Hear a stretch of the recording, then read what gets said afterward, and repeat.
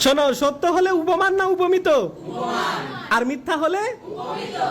তুষার শুভ্র, সত্য এটা না মিথ্যা?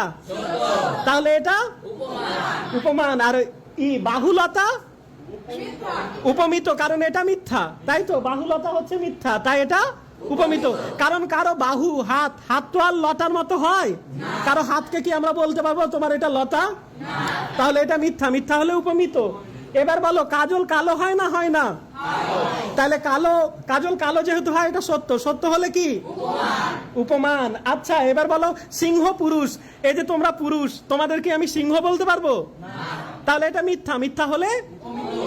একইভাবে অরুণ রাঙা উপমান না উপমিত? মিস কালো উপমান না উপমিত? কারণ মিস তো কালোই হয়, তাই না? এবার অধর পল্লব, অধর মানে ঠোঁট, ঠোঁট কি কোনোদিন পাতা হয়? পল্লব মানে পাতা, তাহলে এটা মিথ্যা না সত্য?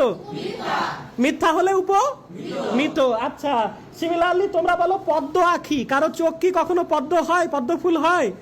তাহলে এটা মিথ্যা, মিথ্যা হলে উপমিত। এবার তোমরা বলো ফুলকপি, এই কপিকে কি আমরা ফুল বলে ডাকতে পারবো? না, মিথ্যা না সত্য? মিথ্যা হলে উপমিত। এবার আরেকটা বলো, কর পল্লব, কর মানে হাত আর পল্লব মানে পাতা, কর পল্লব সত্য না মিথ্যা? মিথ্যা হলে উপমান না উপমিত? উপমিত। এবার আরেকটা বলো, মুখ চন্দ্র, কারো মুখ কি চাঁদ? কারো মুখ চাঁদ না, তাহলে এটা সত্য না মিথ্যা? মিথ্যা হলে উপমান না উপমিত?